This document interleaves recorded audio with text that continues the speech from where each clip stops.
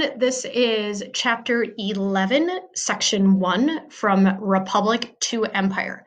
Now, if you like movies, drama, intrigue, romance, death, war, fighting, honor, you're going to like this section. So this is where the drama comes in ancient civilizations. So this might take 3 sections to read. I might break this into 3 sections for the reading because there's a lot of side stories that can be told.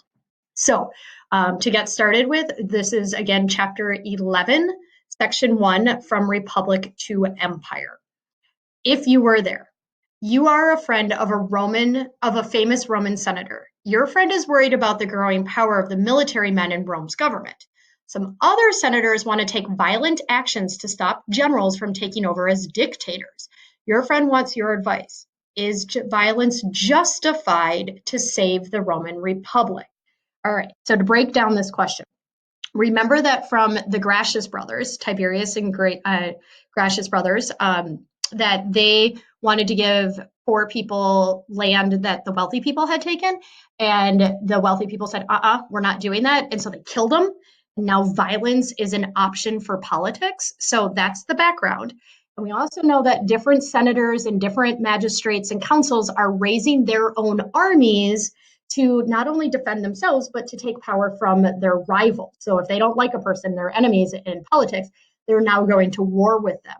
So you're friends with a famous Roman senator, and your senator is worried about these different senators and councils getting power. And so there's like, well, is it okay to use violence? Is violence justified? So is violence okay if it's for the greater good? Because we want to save the republic. So it's kind of like, do the ends justify the means, or do the means justify the ends? Is it okay to kill someone because it's for the greater good of everyone? Is it okay to let certain people die because it's better for everyone in the end? So what advice would you give your friend? Personally, I don't think that violence is ever justified. I don't think it's okay to kill one person in order to help out a whole bunch of people, or because I think it's the right thing to do, or this is the way I want the government to go. Like, maybe I don't know best, and maybe there are other things that I'm not aware of. So in my case, I do not think that violence would be okay to do in this case. But I don't know. It's up to you. All right, so let me know in the comments what advice would you give your friends. So yes, it's okay to have violence to save the republic, or no, it is not okay to use violence to save the government, the Roman Republic. All right, building background. By the 1st century BC, the government of the Romans was in trouble. Politicians looked for ways to solve problems. Philosophers offered ideas too. In the end, however, the republic could not survive the great changes that were taking place in Rome. So we know, spoiler alert, the Roman Republic ends. Disorder in the Republic. Rome in the 70s BC was a dangerous place. Politicians and generals went to war to increase their power, even as political order broke down in Rome. There were politically inspired riots to restore the power of the tribunes. All of the while, more and more people from throughout the Republic flooded into the city, further adding to the confusion. So remember, the tribune's main job was to make sure that the common people were represented and that they had a say in the government. So because these wealthy councils were raising armies, the tribunes didn't have as much power. That checks and balance system to keep one from being too powerful, one group from being too powerful, wasn't working anymore. So one group was getting more, the Senate was getting more and more powerful. And as that's happening, the tribunes are getting less and less powerful. That means that the average person has less of a say in the government. Now, to top it all off, there's other things that are happening. So there's a food shortage. There are these big, giant farms in the countryside rather than like individual mom and pop operations. So more and more people are unemployed. More and more people don't have jobs. They're hungry. They don't know where to go. So they're coming to the city of Rome to get help. So they're hoping they can get a job in the city because they can't get a job where they're currently living. They're hoping they can get food in the city because they can't get food from where they're currently living. So this all is adding to the amount of chaos and problems that's happening in the city of Rome. Calls for change. This is also going to help answer question 1A. Some Romans tried to stop the chaos in Rome's government. One such person was Cicero. a philosopher, and a gifted orator or public speaker. Orator is a public speaker. In his speeches, Cicero called upon the upper class Romans to work together to make Rome a better place. One way to do this, he argued, was to limit the power of the generals. Cicero wanted the Romans to give more support to the Senate and to restore checks and balances on the government. So those generals who were the magistrates were getting more and more powerful. So the Senate was getting more powerful, the magistrates were getting more powerful, the tribunes were not as powerful. But Cicero was like, if we can balance out this power and help the Senate out, the Senate can then help the tributes out, and then we can have a little bit more equality. So Cicero wanted to give more support to the Senate. But the government did not change. So people didn't listen to Cicero. Maybe if they had, things wouldn't have happened the way they did. Many Romans didn't agree with Cicero. Others were too busy to listen.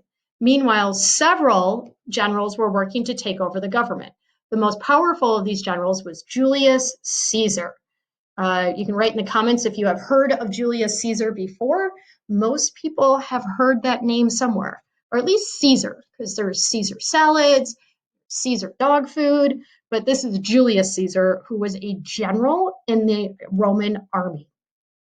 Caesar's rise to power. Caesar was a great general. Romans admired him for his bravery and his skill in battle. His soldiers respected him for treating them well. Between 58 BC and 50 BC, Caesar conquered nearly all of Gaul, an area that is today the country of France. He wrote about his conquest in great detail. In his description of one battle, notice how he refers to himself as Caesar. So this is a primary source. So Caesar wrote this when it happened during his life, but he's really self-centered because he refers to himself as Caesar as opposed to saying, I have divided my forces. He writes, Caesar, having divided his forces and having hastily constructed some bridges, enters their country in 3 divisions, burn their houses and villages and gets possession of a large number of cattle and men. In other words, I came into the city, I destroyed it, and then I took a bunch of people and animals as my reward. Caesar's military success made him a key figure in Roman politics. In addition to being a strong leader, Caesar was an excellent speaker. He won many supporters with his speeches in the Forum. Caesar also had powerful friends. Before he went to Gaul, he made an alliance or a friendship with 2 of Rome's most influential men, Pompey and Crassus. Together, the 3 ruled Rome. So here they very much gloss over a very key point. Now remember that the magistrates had 2 councils. Well, when Caesar came into power, so as Caesar got more powerful, he made an alliance with Pompey and Crassus. And so now there are 3 councils that are running the city of Rome and their government and their army instead of 2. So he does a major change to the government by adding and making it a 3-part or a tripart council. Now, don't get confused with the city of Pompeii with the guy Pompey. Right. And so also when you're answering questions, make sure you're real careful on how you spell things so that you're not saying that he made an alliance with a city, but he made it with a person. So General Pompey and General Crassus. This also helps answer the rest of question 1. 1B and 1C are in these last 2 paragraphs. All right. Probably the last part that we'll do in this first video. Challenges to Caesar. The partnership lasted about 10 years, but after his conquests in Gaul, Caesar was so popular that even his friends were jealous of him. In 50 BC, Pompey's army alliances with the Senate ordered Caesar to give up command of his armies. They wanted Pompey to control Rome alone. All right, so Caesar's getting super, super powerful. His army loves him, way more loyal to him than they are to the city of Rome. Caesar's also really, really good at his job as being a military man. So he's conquering land left and right. So he's totally rocking it out, which is making other people in Rome super scared because they're like, oh gosh, he's going to come over and take over Rome and he's going to lead it all by himself. So the Senate tells Pompey, hey, tell your friend, get back to Rome, and we're going to take his army away from him. And so we're like, Pompey is like, okay, but I don't think he's going to listen. And he doesn't. Caesar refuses. Okay. Oh, so that's about my 10-minute mark. So Caesar refuses. Instead, he led his troops back towards Rome in a confrontation. Once his men crossed the Rubicon River, the boundary between Gaul and Italy, Caesar knew there was no turning back. So it's not a phrase we use very often, but I have heard it in the news and I have seen it in movies where people say that they're crossing the Rubicon. So if someone says, I'm crossing the Rubicon, it means you're making a decision that you can't go back from. It's something once you do it, there's no other choice that you have. There's no way to turn things around. There's no way to say, hey, I'm sorry, I didn't mean to do it. Like once it's done, the damage is done and there's no going back. That's crossing the Rubicon. Caesar knew that once he took his army across that river, the Rubicon River, he was declaring war on Rome and he was going to start a civil war. So there was a law that said that you couldn't bring your army across the Rubicon. You could go as a general, but you had to leave your army on the other side. Or your army could go, but you had to stay on the other side. So you couldn't go together. If you did, you were challenging Rome. You were challenging the country of Rome for power. So Pompey is like, hey, Caesar, buddy, the Senate would like you to not come back with your army. We need you to step down. We're going to try to like do things differently. And Caesar's response is no, just a flat no. Like he just refuses. And when he does that, he brings his army back. He has declared war on Rome. All right. So he is starting a civil war. We're just going to end this little section here. War was certain since Roman laws said that no general could enter Italy with his army. Pompey and his allies fled Italy. They didn't think that they had enough troops to defeat Caesar. But Caesar's army chased Pompey's forces for a year, then finally defeated Pompey in Greece in 48 BC. Pompey was killed by orders of an Egyptian king. I told you that there was drama. So Pompey, best friends with Caesar, they're BFFs, and he's like, hey, Caesar, please don't declare war on Rome. Oh, you declared war on Rome. I was just kind of kidding. Like, I don't think I'm going to win, so I'm just going to run away. Please don't follow me. Don't attack me. I give up. I surrender. Caesar's like, no, and chases him across army or across Italy for a year. Like they keep fighting each other for a year. And Pompey like tries to get to uh, Egypt. He leaves his army is defeated in Greece, and he like sails over to Egypt. And the Egyptian king was like, "Hey, Pompey, I know we're friends, but I'm more scared of Caesar." And Caesar said, "You have to die. So guess what? I'm gonna kill you." And he does. So Pompey is dead. Uh-oh. Which means that Caesar is like on it, he can be the ruler of Rome. And so that's what happens. So after Caesar returns to Rome from Greece, from like fighting Pompey's army, after Caesar returned to Rome in 45 BC, he made himself dictator for life. He was like, dude, just me.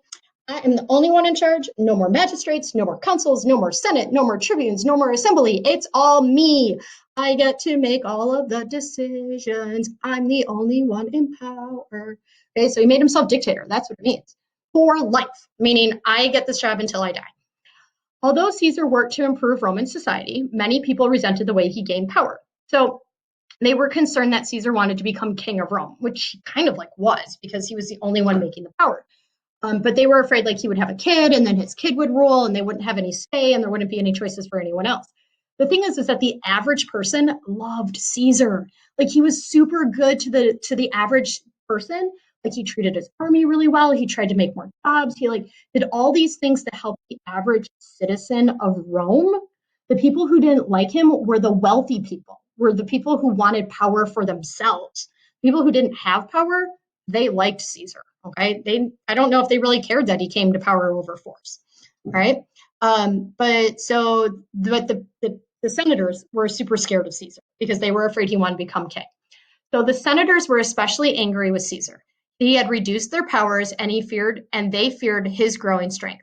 On March 15th, a date known as the Ides of March in 44 BC, a group of senators attacked Caesar in the Senate and stabbed him to death.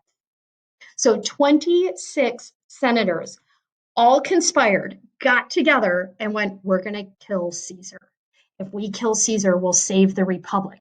And so 26 of them all got together and stabbed Caesar until he died. So I'm sorry, it was 27 senators stabbed him. And so we're going to stop there for the first video, and then we'll see how far we get in the next one. So sequencing, how did Caesar, we'll start with that in the next one. So we're going to start with the sequencing, how did Caesar gain power in Rome in the next video.